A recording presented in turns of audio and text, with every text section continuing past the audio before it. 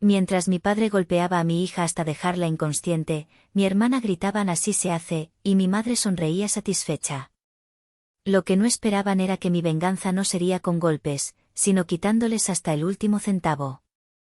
Sostuve el cuerpo inerte de mi hija de 5 años, Anaí, entre mis brazos. Su peso, usualmente tan lleno de vida y movimiento, se sentía como una carga muerta, un ancla que me arrastraba a las profundidades de una pesadilla helada. El zumbido en mis oídos ahogaba el sonido lejano de una sirena que se acercaba, un lamento metálico que llegaba demasiado tarde. Mis ojos estaban fijos en la casa de mis padres, la casa donde crecí. En la puerta, mi hermana mayor, Casilda, me miraba con una mueca de superioridad, como si yo fuera una mancha en su perfecta tarde de domingo. A su lado, mi padre, Genaro, se ajustaba el cinturón de cuero, el mismo que acababa de usar para golpear a su nieta hasta dejarla inconsciente. Y detrás de ellos, mi madre, Eulalia, pasaba un brazo reconfortante sobre los hombros de Casilda, su hija dorada, su orgullo.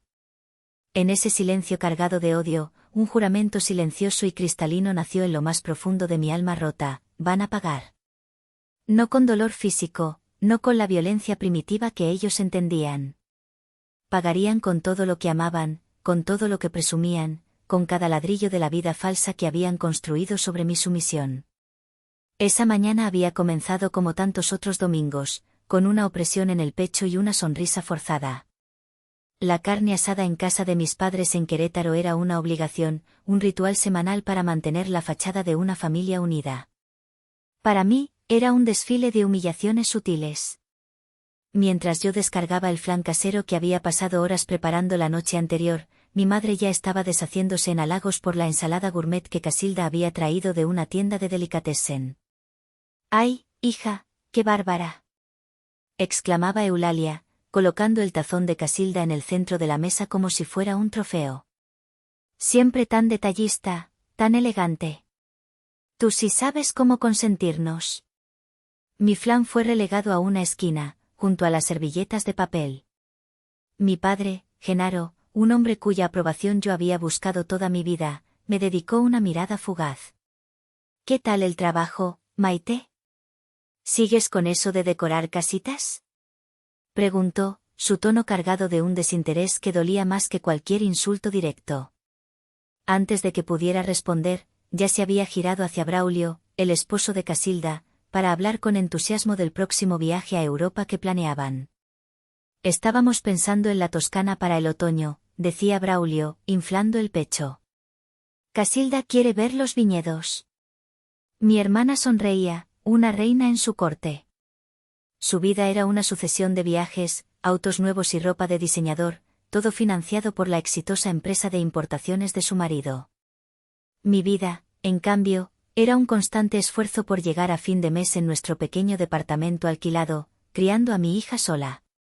Anaí, mi pequeña luz, corrió hacia mi padre con un dibujo en la mano.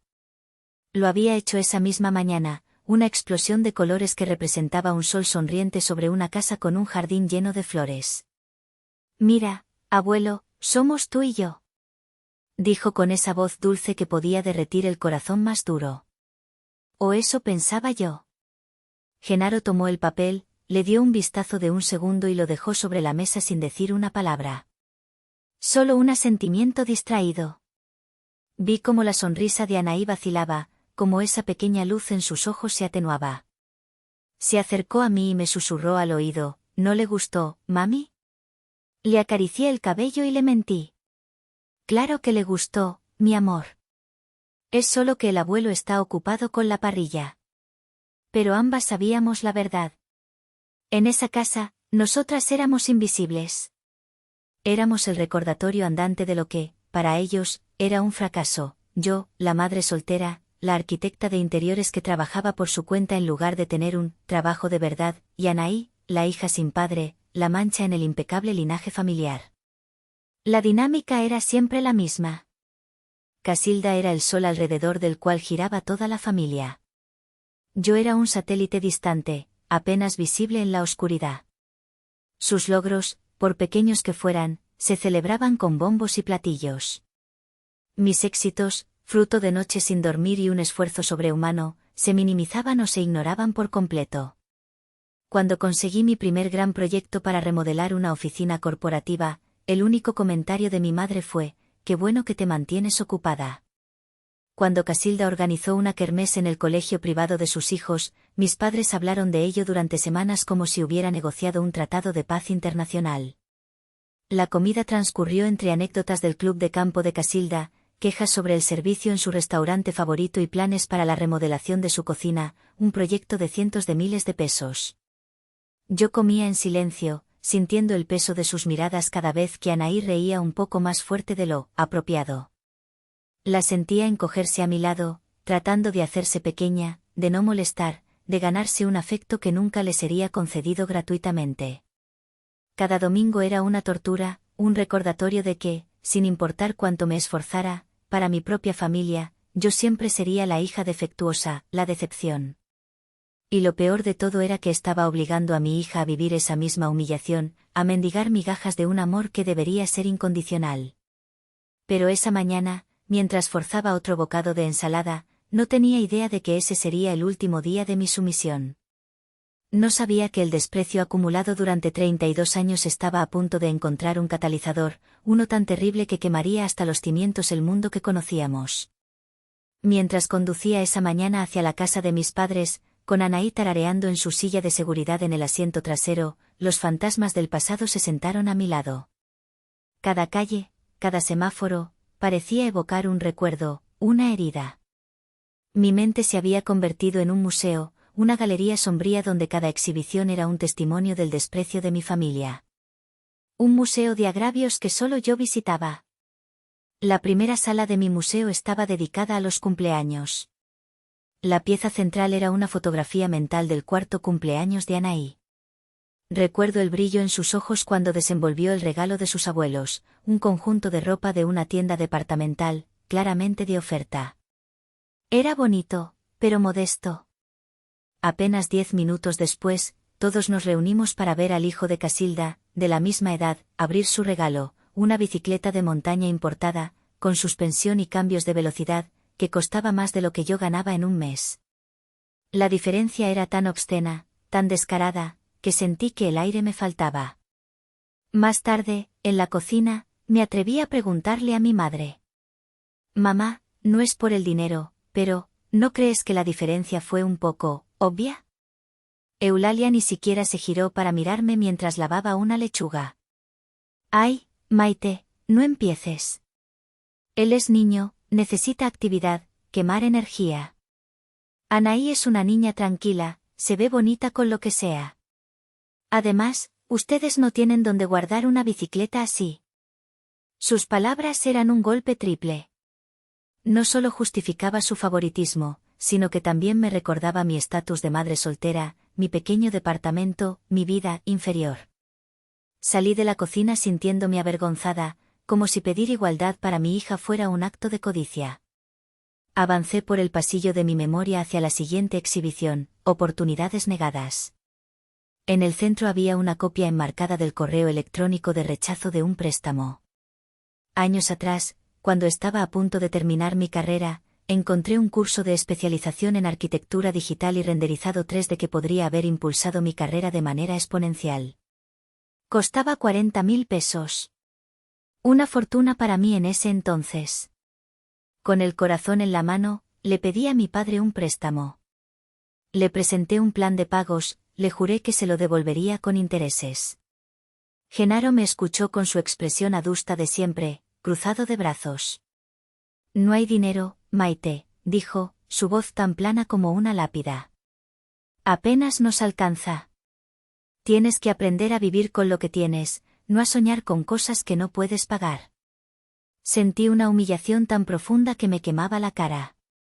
2 semanas después, durante la cena dominical, mi padre anunció con una sonrisa de orgullo que le habían prestado a Casilda y Braulio 200.000 pesos para que cambiaran su camioneta por un modelo más nuevo. «¿Y por qué no?», dijo mi madre, radiante. «Se lo merecen, trabajan muy duro. Además, es una inversión en la imagen de la familia». La imagen de la familia. Esa frase resonó en mi cabeza durante años. La imagen de la familia era Casilda con su camioneta de lujo. Yo, con mis sueños de especialización, era un gasto innecesario. Pero la exhibición más dolorosa, la que rara vez me atrevía a visitar, estaba en una pequeña habitación al final del museo. No contenía objetos, solo una frase grabada en la pared. Era un recuerdo de mi propia adolescencia. Tenía 17 años y acababa de anunciar, temblando de emoción, que quería estudiar arquitectura. Mi padre dejó caer sus cubiertos sobre el plato, haciendo un ruido seco que silenció la mesa. Arquitectura, repitió, paladeando la palabra como si fuera veneno. ¿Y para qué? ¿Para andar en obras, rodeada de albañiles, ensuciándote las manos? Ese no es lugar para una señorita. ¿Por qué no estudias diseño de modas, o algo así como tu hermana? Algo más, femenino. Mi madre asintió vigorosamente. Tu padre tiene razón, Maite. La arquitectura es una carrera de hombres. Serías infeliz. Ese día, algo se rompió dentro de mí. Comprendí que su amor no era incondicional. Estaba sujeto a que yo cumpliera con sus expectativas, a que encajara en el molde que habían diseñado para mí. Estudié arquitectura de todos modos, pagando mi carrera con trabajos de medio tiempo y becas, impulsada por un rencor silencioso. Pero la herida nunca sanó del todo. Y ahora lo veía con una claridad terrible. Mi desesperado intento de que mi familia quisiera a Anaí no era solo por ella. Era una proyección de mi propia necesidad no resuelta. Era mi yo de 17 años, todavía anhelando la aprobación de mi padre, esperando que, si no podían amarme a mí en mis propios términos, tal vez podrían amar a la inocente extensión de mí que era mi hija. Era una esperanza ingenua y peligrosa. Mami, ¿estás bien? La vocecita de Anaí me sacó de mi trance. Giré la cabeza y le sonreí, una sonrisa que se sentía como una máscara de papel. Estoy bien, mi amor. Solo pensaba. Estaba pensando que cada domingo que la llevaba a esa casa, la estaba llevando a mi propio museo de agravios, esperando que ella, con su inocencia, pudiera de alguna manera reescribir mi historia, sanar mis heridas. Y al hacerlo, la estaba exponiendo a que empezara a construir su propio museo. Un error que estaba a punto de costarnos más de lo que jamás hubiera podido imaginar. El sol de la tarde caía a plomo sobre el jardín trasero, creando un espejismo de felicidad familiar. El olor a carne asada flotaba en el aire, mezclado con el aroma de la citronela para ahuyentar a los mosquitos. Los adultos charlaban en el porche, con sus vasos llenos de cerveza y vino rosado, mientras los niños corrían por el césped. En un rincón, bajo la sombra de un viejo pirul, Anaí jugaba tranquilamente. En sus manos sostenía a Sol, su tesoro más preciado. Sol no era una muñeca de marca ni un juguete caro. Era una simple muñeca de trapo, con el pelo de estambre y ojos de botón, que su padre biológico le había regalado en su primer cumpleaños, poco antes de desaparecer de nuestras vidas. Era el único vínculo tangible que Anaa tenía con él, un ancla en las aguas confusas de su propia historia. La trataba con una devoción casi religiosa, peinando su cabello de lana y contándole secretos al oído. Yo la observaba desde mi silla, sintiendo una punzada de ternura y tristeza. En ese momento, Jacinta, la hija de 8 años de Casilda, se acercó a ella. Jacinta era una copia en miniatura de su madre, hermosa, consentida y con una vena de crueldad que se manifestaba en una sonrisa dulce. ¿Qué es eso tan feo?, preguntó Jacinta, señalando a Sol con desdén. No es fea, es Sol, respondió Anaí, abrazando la muñeca con más fuerza. Parece un trapo viejo. Préstamela. No, es mía, dijo Anaí en voz baja, su cuerpo tensándose. Lo que pasó después fue rápido y brutal. Jacinta, acostumbrada a obtener siempre lo que quería, se abalanzó sobre Anaí y le arrebató la muñeca. Anaí se aferró a ella, y en el forcejeo, se escuchó el sonido inconfundible de tela rasgándose. El brazo de Sol se desprendió casi por completo, colgando de un solo hilo. Jacinta soltó la muñeca mutilada y se echó a reír. El llanto de Anaí fue un grito ahogado, un sonido de pura desolación que me atravesó el corazón. Me levanté de un salto y corrí hacia ellas. ¿Qué hiciste? Le pregunté a Jacinta, mi voz temblando de ira contenida mientras recogía a Sol y a mi hija en un solo abrazo. Ella no quería compartir. Chilló Jacinta, adoptando el papel de víctima al instante. En ese momento, Casilda llegó, caminando con la calma de una reina que viene a resolver una disputa entre campesinos. ¿Qué pasa aquí? Jacinta, mi amor, ¿qué te hizo esta niña? Le rompió su muñeca. Dije, señalando el brazo colgante de Sol. Tiene que disculparse. Casilda miró la muñeca con una mueca de asco. Por favor, Maite, no seas tan dramática. Es solo un trapo viejo, ya ni siquiera se fabrican. Tu hija debería aprender a compartir sus cosas, en lugar de ser tan egoísta. La injusticia de sus palabras me dejó sin aliento. Esto no se trata de compartir, Casilda. Se trata de que tu hija destruyó algo que era importante para Anaí, y lo hizo a propósito. Se llama crueldad. La única cruel aquí eres tú, que siempre estás buscando problemas. Replicó Casilda, subiendo el tono. Vienes a nuestra casa a amargarnos el domingo con tus resentimientos. La discusión atrajo la atención de todos. Mi madre se acercó, poniéndose instintivamente al lado de Casilda. Mi padre, Genaro, dejó la parrilla y se acercó con el ceño fruncido, su rostro enrojecido por el calor y el alcohol. ¿Qué es todo este escándalo? Rugió, su voz resonando en todo el jardín. Casilda fue la primera en hablar. La hija de Maite no quiso prestarle su juguete a Jacinta y ahora Maite está haciendo un drama. Genaro ni siquiera me miró. Su mirada se posó directamente en Anaí, que sollozaba en mis brazos. No preguntó qué había pasado. No le importaba. Su veredicto ya estaba decidido. Si tú no sabes educar a tu hija, yo le voy a enseñar. Gritó, señalándome con un dedo grueso. Toda su vida consentida, sin una figura paterna que la ponga en su lugar. Una niña malcriada y egoísta, igual que la madre. El veneno en sus palabras era tan potente que sentí como si me hubieran abofeteado. Intenté retroceder, proteger a Anaí con mi cuerpo. No te atrevas a hablarle así, dije, mi voz apenas un susurro. Fue como echarle gasolina al fuego. Que no me atreva. Se burló. En mi casa mando yo. Y esta niña va a aprender a respetar a sus mayores y a no ser una egoísta. Antes de que pudiera reaccionar, se abalanzó y agarró a Anaí bruscamente del brazo. Anaí gritó, más por el miedo que por el dolor. Suéltala. Grité, tratando de interponerme.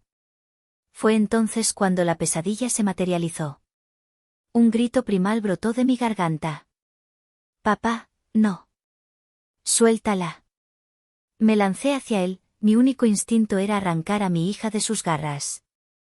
Pero antes de que pudiera dar 2 pasos, 2 fuerzas me interceptaron. Mi madre, Eulalia, me agarró del brazo derecho, mi hermana, Casilda, del izquierdo. Sus manos se clavaron en mi piel como tenazas de acero. Déjenme. Grité, retorciéndome con una fuerza que no sabía que poseía. La va a lastimar. Cálmate, Maite.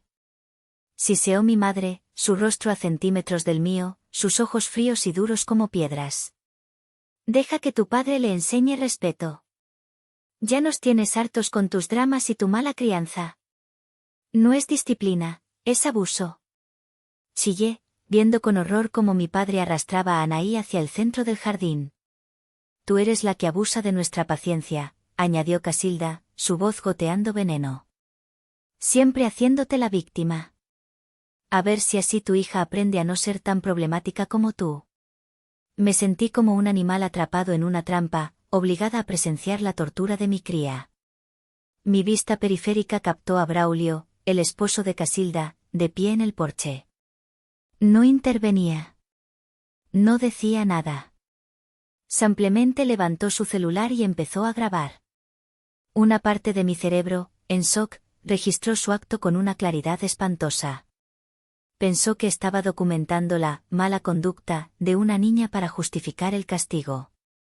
No sabía que estaba filmando su propia sentencia. Genaro se detuvo en medio del césped. Anaí lloraba desconsoladamente, llamándome.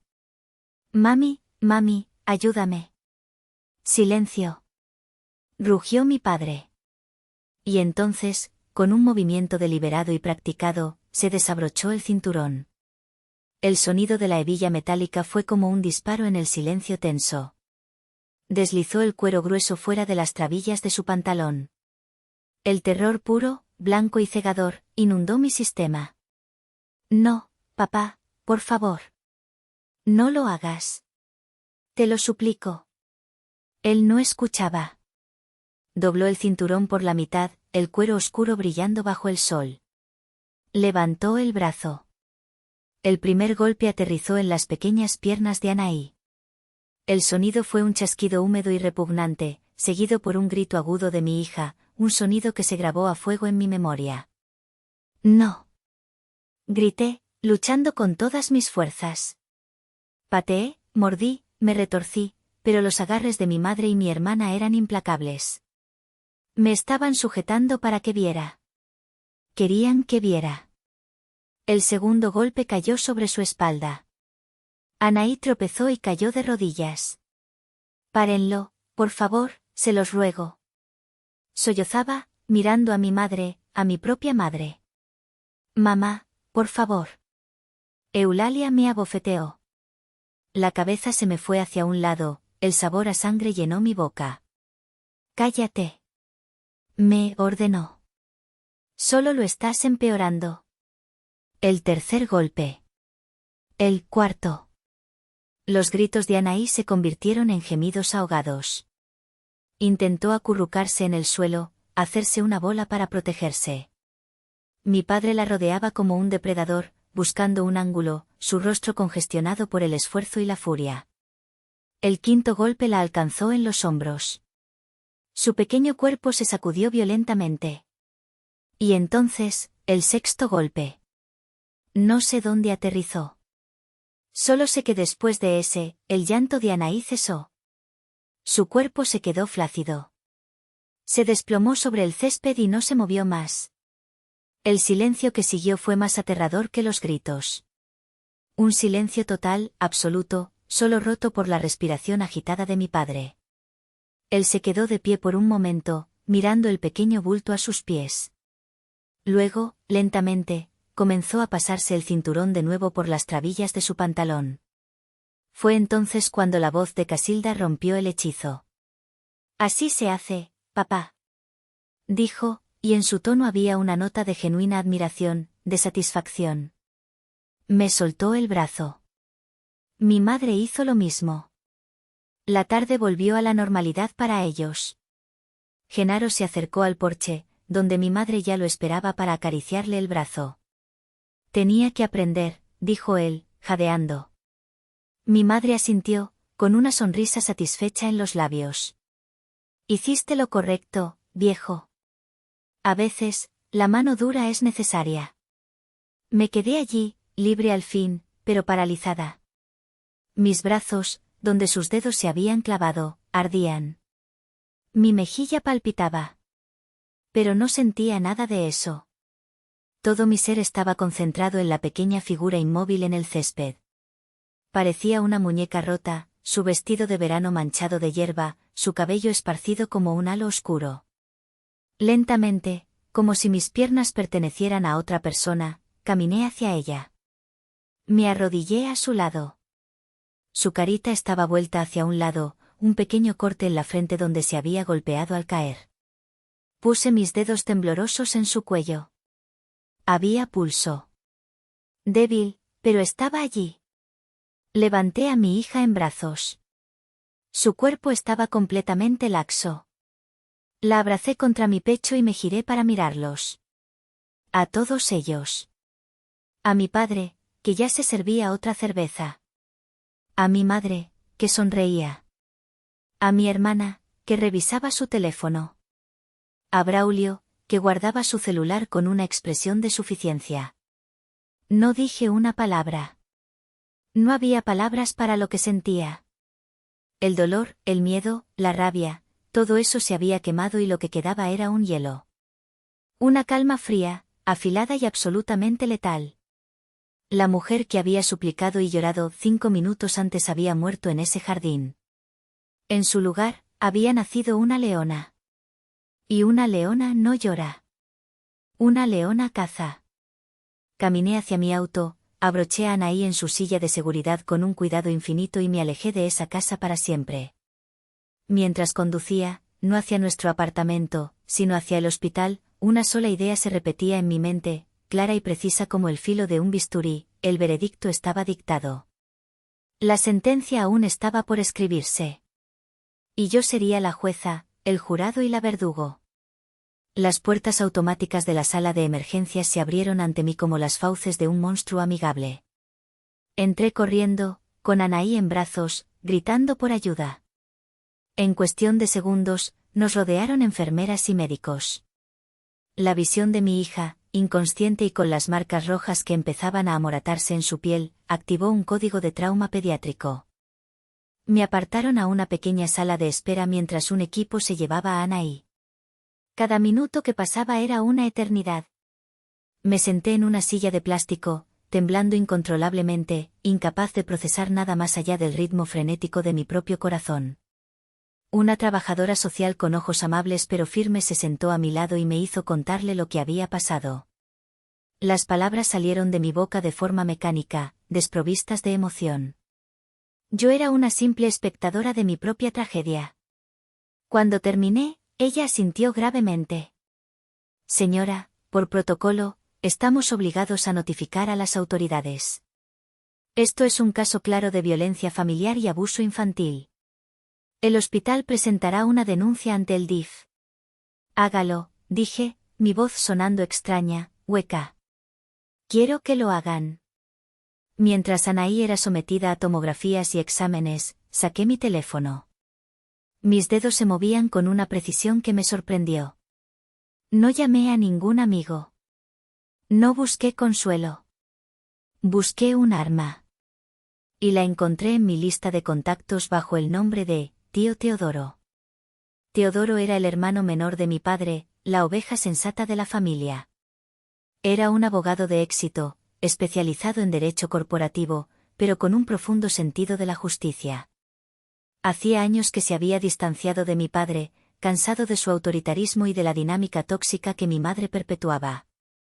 Nuestra relación era cordial pero distante, limitada a llamadas de cumpleaños y Navidad. Pero yo sabía que, bajo su exterior formal, había un hombre decente. Contestó al segundo timbrazo. ¿Maite?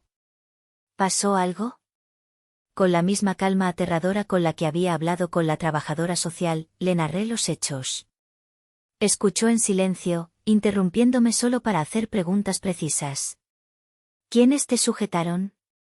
¿Quién más lo vio? ¿Alguien grabó? Cuando terminé, hubo una pausa cargada de furia contenida. Quédate en el hospital. No hables con nadie más. Voy para allá.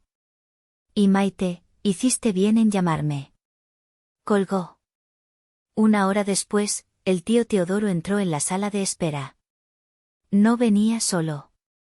Lo acompañaban 2 personas más de su bufete, una abogada joven con una mirada feroz, experta en derecho familiar, y un investigador de aspecto rudo. ¿Cómo está Anaí?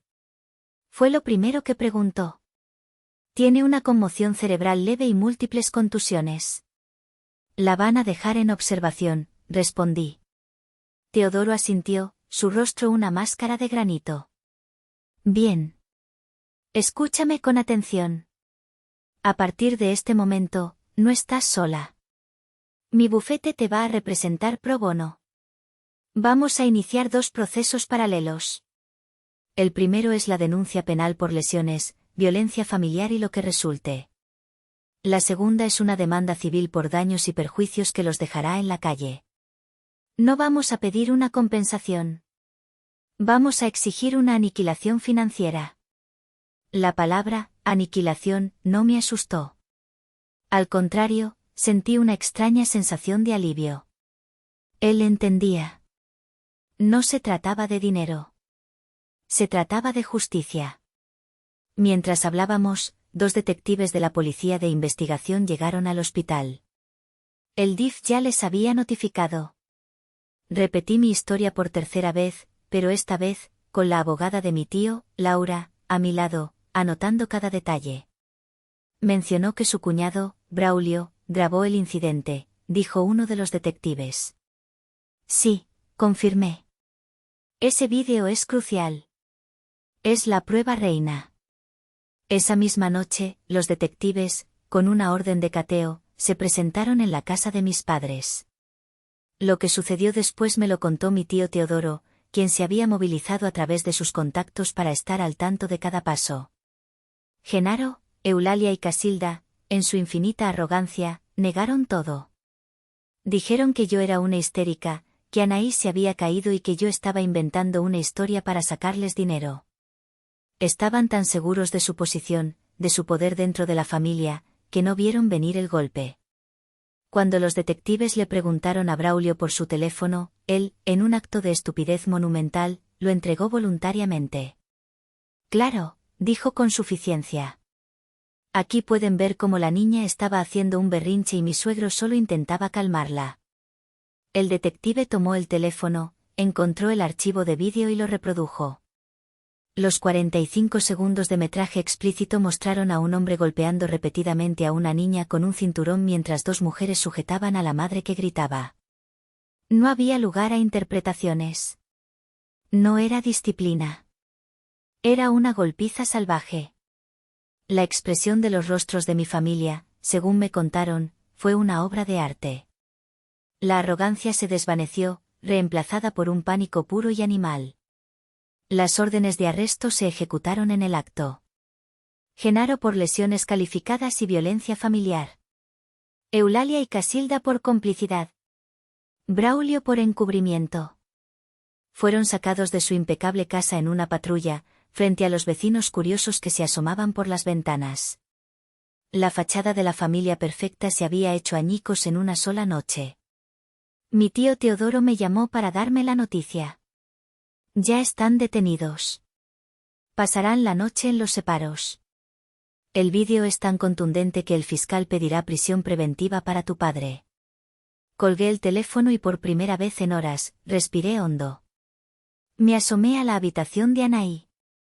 Dormía plácidamente, sedada por los analgésicos. Le acaricié la frente, con cuidado de no tocar el pequeño corte. La maquinaria de la justicia se había puesto en marcha, pero yo sabía que esto era solo el principio. La cárcel sería su castigo, pero no mi venganza. Mi venganza sería metódica, legal y absoluta. Y acababa de empezar. Los meses que siguieron fueron una vorágine de declaraciones, citas con abogados y audiencias preliminares. Mi familia, a través de sus abogados, intentó pintarme como una hija resentida y una madre inestable. Alegaron que yo había exagerado un conflicto familiar para obtener un beneficio económico. Su estrategia era clara: desacreditarme, hacerme parecer una cazafortunas. Se aferraban a la imagen que ellos mismos habían creado de mí, la pobrecita Maite, la decoradora que apenas llegaba a fin de mes. Era una narrativa que les había funcionado durante años, y no tenían motivos para pensar que cambiaría. La demanda civil avanzaba en paralelo al caso penal. La confianza de mi familia era insultante. Se presentaron en la primera audiencia de la demanda civil con sus mejores ropas, sus rostros serios pero desafiantes. Casilda incluso llevaba un bolso de diseñador que probablemente costaba más que el alquiler de mi apartamento por un año. Su abogado, un hombre de aspecto caro y sonrisa condescendiente, argumentó que la petición de mi equipo legal era absurda y extorsiva. La señorita Maite, dijo, arrastrando mi nombre como si fuera algo sucio, en su precaria situación financiera, ve esto como una oportunidad para resolver sus problemas económicos a costa de su familia. Es un caso clásico de oportunismo. Mi tío Teodoro, sentado a mi lado, ni se inmutó. Dejó que el abogado terminara su perorata. Luego, se levantó con una calma que helaba la sangre. Señoría, la defensa basa todo su argumento en una premisa falsa, la supuesta precaria situación financiera de mi clienta. Nos gustaría desmentir esa falacia de una vez por todas.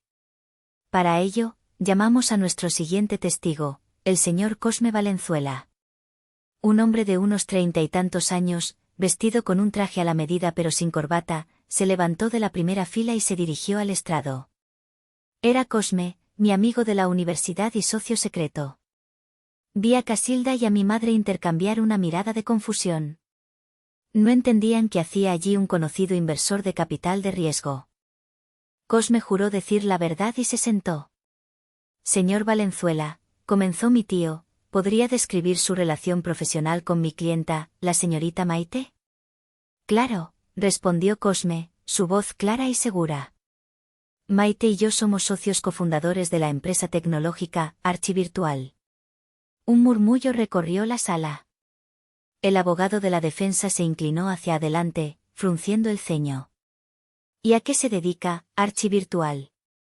Continuó Teodoro. Desarrollamos software de realidad virtual y aumentada para el sector inmobiliario y arquitectónico. Nuestro programa permite a los clientes recorrer propiedades y proyectos que aún no se han construido, con un nivel de realismo sin precedentes. ¿Y cuál era el rol de la señorita Maite en esta empresa? La defensa sugiere que ella es una simple decoradora. Cosme sonrió ligeramente. Maite no es decoradora. Es arquitecta. Y en Archivirtual, ella era la directora creativa y jefa de desarrollo. Ella fue el cerebro detrás de la tecnología.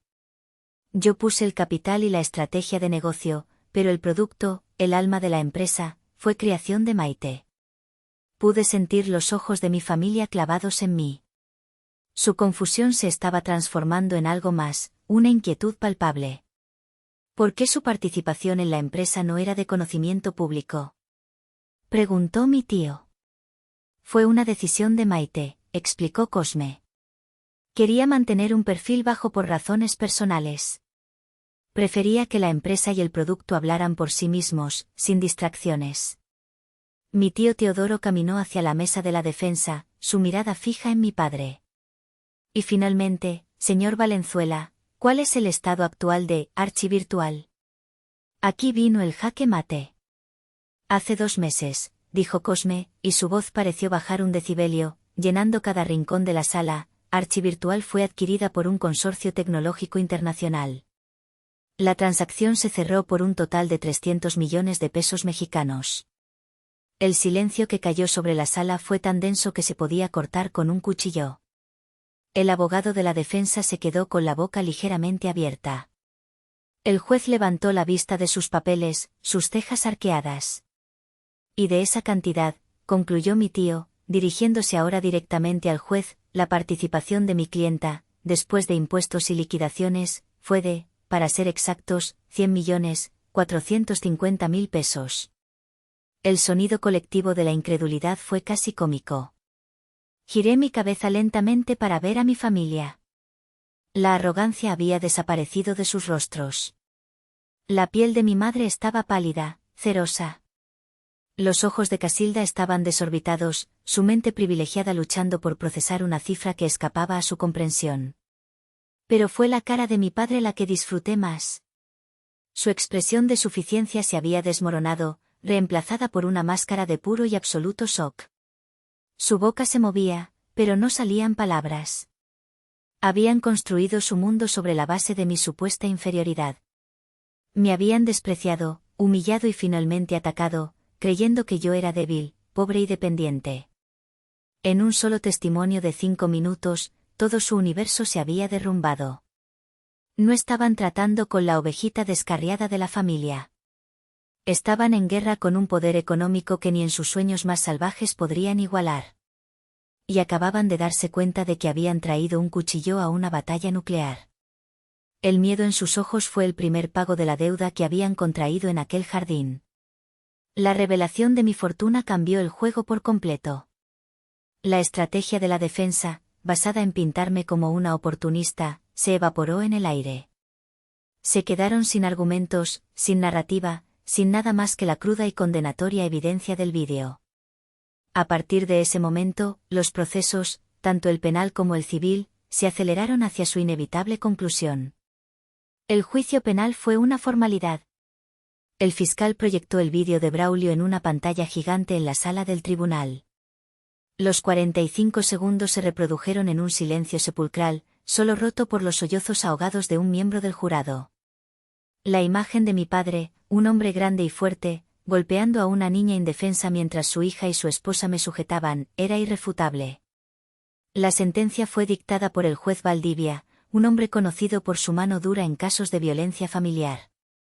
Miró a mi padre por encima de sus gafas y su voz no contenía ni una pizca de compasión.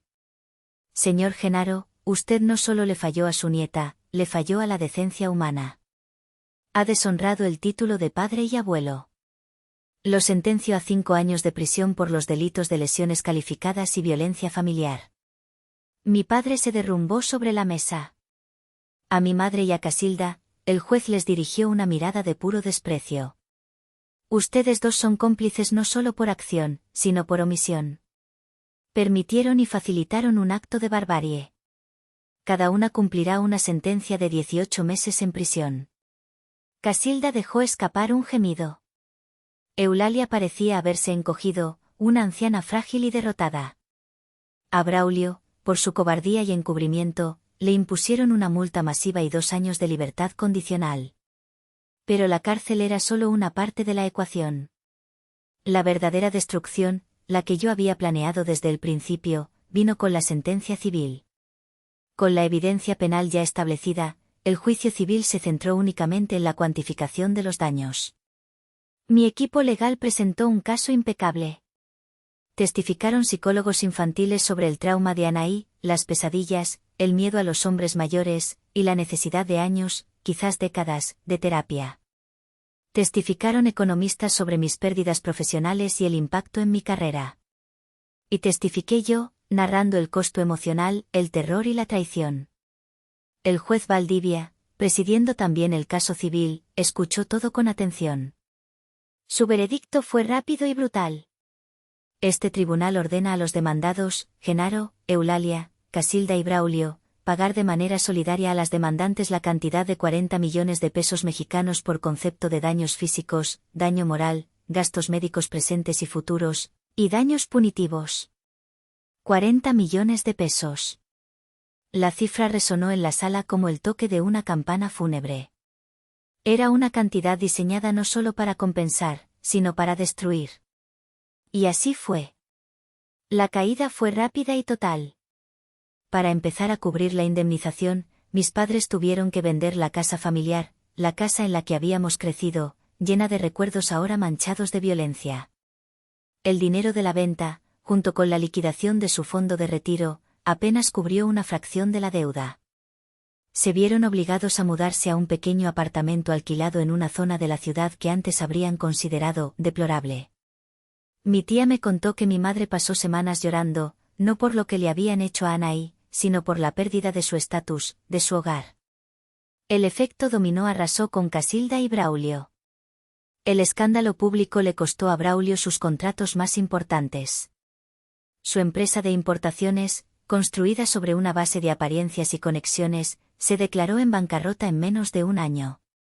Tuvieron que vender su lujosa casa en una venta corta para evitar la ejecución hipotecaria. Se deshicieron de los autos, las joyas, los muebles de diseñador. Sacaron a sus hijos de los colegios privados. La vida perfecta de Casilda se desintegró pieza por pieza. El estrés financiero y el resentimiento mutuo fueron la estocada final para su matrimonio. Se divorciaron antes de que mi padre cumpliera su primer año en prisión. Casilda, la reina de sociedad, la hija dorada, terminó viviendo en un pequeño apartamento, trabajando como recepcionista en una clínica dental. Su aura de superioridad se había extinguido, reemplazada por una amargura perpetua. Fueron borrados del mapa social que tanto valoraban. Viejos amigos de la familia les dieron la espalda. Fueron repudiados en el club de campo. Se convirtieron en una anécdota, una historia de advertencia sobre la arrogancia y la crueldad. Yo observaba todo desde la distancia, a través de los informes de mi tío. No sentía alegría. No sentía placer. Sentía una especie de paz fría y vacía. La paz de una ecuación que finalmente se ha resuelto. Habían construido su orgullo sobre mi dolor. Yo, simplemente, les había pasado la factura. Han pasado 2 años desde que se dictaron las sentencias. 2 años desde que la casa de los Genaro se derrumbó. Anaí y yo ya no vivimos en Querétaro. Nos mudamos a San Miguel de Allende, a una hermosa casa con un jardín lleno de bugambillas y un estudio de arte solo para ella. La terapia ha hecho maravillas. Anaí sigue siendo una niña sensible, pero ha recuperado su risa, su luz. Las pesadillas son cada vez menos frecuentes. Ha hecho nuevos amigos. Está aprendiendo a tocar el piano. Está sanando. Yo también estoy sanando. Con una parte de la indemnización, creé una fundación. Se llama La Casa de Sol, en honor a esa pequeña muñeca de trapo. Ofrecemos apoyo legal, psicológico y financiero a madres solteras y a niños que han sido víctimas de violencia familiar. He encontrado un propósito en mi dolor, una forma de transformar el veneno en antídoto. Hace un mes, recibí una llamada de un número desconocido. Contesté por costumbre. Era mi madre. Su voz, antes tan autoritaria y cortante, era ahora un susurro tembloroso, quebrado por los sollozos. Me contó de su vida miserable, del trabajo agotador, de la soledad. Me dijo que mi padre estaba enfermo en la cárcel. Me pidió perdón. Y luego, pronunció la frase que selló su destino para siempre: por favor, Maite. A pesar de todo, somos familia. Dejé que un largo silencio se asentara entre nosotras. Luego, con una voz serena, una voz que ya no era la de su hija sumisa, sino la de una mujer que se conocía a sí misma, respondí. La familia no lastima, Eulalia. La familia protege. La familia no te sujeta mientras golpean a tu hija. Tú tomaste tu decisión ese domingo, en ese jardín. Ahora vive con ella. Colgué y bloqueé el número. No sentí odio, ni rabia. No sentía nada. Eran extraños para mí, ecos de un pasado que ya había enterrado. A veces, mientras observo a Anaí correr por el jardín, persiguiendo mariposas, su risa flotando en el aire tibio, me detengo a pensar. Destruí a la familia que me dio la vida para proteger la vida que yo di. Hay quienes, en voz baja, me llaman monstruo, una hija sin corazón. Otros me llaman heroína, una leona que protegió a su cachorro. Pero al ver la sonrisa pura y despreocupada en el rostro de mi hija, al verla segura y feliz, me pregunto, ¿existe un precio demasiado alto por su paz? ¿Hice lo incorrecto?